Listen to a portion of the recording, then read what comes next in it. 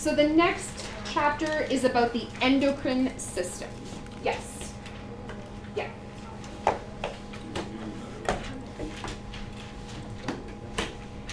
So the last two chapters were really about the nervous system and sensory receptors that kind of go hand in hand. The endocrine system, even though it's a different system, really still works together with the nervous system. And you'll see that a few of the parts of the brain that I only briefly mentioned in our brain lesson will come back around here because they're quite important. So we're just going to take a look at some basics in this lesson, kind of an overview. Now this is the first part. A lot of things that happen in your body seem like they're controlled by just one part, but what you need to understand is that really everything is working together. So even though we talked about your nervous system in the last two chapters, it's still involved. It still plays a role. And so each of these systems that we're focusing on, they're not independent of each other. And so there's a pretty strong relationship between your nervous system that we just finished discussing and your endocrine system, which is what we're going to discuss now. Your endocrine system, very briefly, hormones, and we'll talk about what some of the words mean. The things that follow are just some examples. For example, like I mentioned, we're going to talk about some nervous system tissues, and some of them actually secrete hormones. So, the hypothalamus, which was a piece of the brain, the pituitary gland, which is a piece of the brain, and the adrenal glands, which we didn't talk about before, but we will now.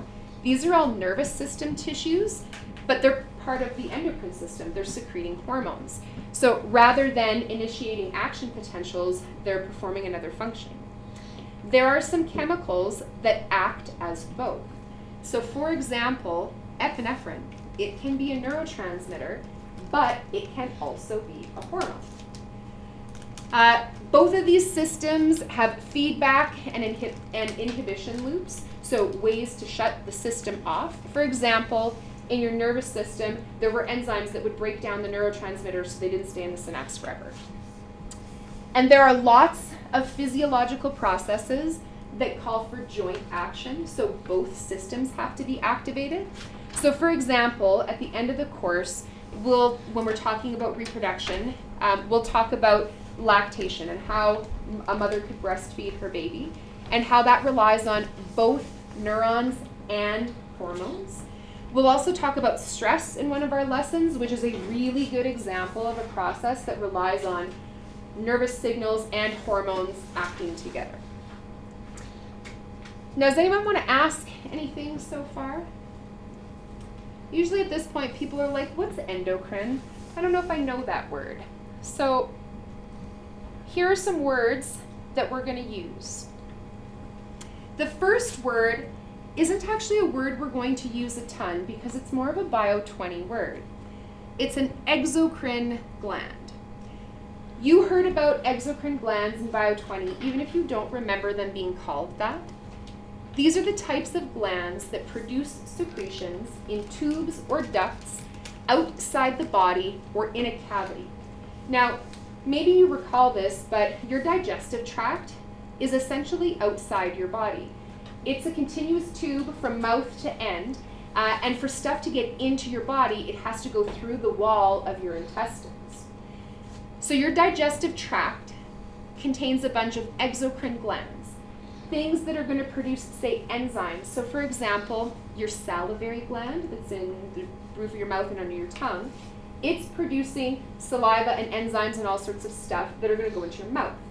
Your mouth is a tube or a duct, it's part of your digestive tract. Your pancreas does this, your liver does this. Your pancreas is also going to be an endocrine gland, but we'll see that later on. But essentially anything that is producing a substance that's going to go not into your blood, but into a tube or duct or cavity, that's exocrine. An endocrine gland, which is what we're going to talk about in great detail, are glands that secrete chemical messengers called hormones directly into the blood. If this smartboard worked, I would circle and put a star next to the word blood because that is the distinguishing thing. An exocrine gland doesn't put substances into the bloodstream. It puts them into a tube, like your digestive tract. But an endocrine gland puts substances into your bloodstream. Then your blood can transport them throughout the body. So you have lots of endocrine glands, and we'll label them. You have a pituitary gland, pancreas, adrenal gland, and several others. Now these hormones that we're talking about are chemicals produced by an endocrine gland secreted into the blood. See how blood is the thing that ties them together? That's what makes a hormone a hormone. Some hormones can act as neurotransmitters if instead of being secreted into the blood, they're put into a synapse. So the fact that it's going into the blood is the reason we call it a hormone. If it's not going into the blood, we wouldn't call it a hormone, even if it was the same substance. So like I mentioned with epinephrine can act as a neurotransmitter if it's a neuron releasing it in a synapse. But if it's an endocrine gland putting it into the blood, well then it can act as a hormone. So a hormone is defined in part by where it is in the blood. The other thing that defines a hormone is that it has to cause an effect, not an affect, an effect. An effect is a thing, affect is a verb. Causes an effect in the target tissue or organ. So we need to know what's a target tissue or organ. It's what is stimulated by a hormone. So a hormone has to act on another structure. The other structure that it's acting on is called the target. Sometimes it's an organ, like the heart. Sometimes it's a tissue, like lipid tissue. And so there's no one category that it falls into, but it's going to act on another structure. So we have exocrine, endocrine, hormones, target tissues. If you look at that table that I gave you, it has endocrine glands and target tissues and hormones on it, because we are going to talk about a bunch of glands that make a bunch of hormones and have effects on different targets. That's basically the setup for all of the lessons about the endocrine system. Now, I think that's where we'll have to pause.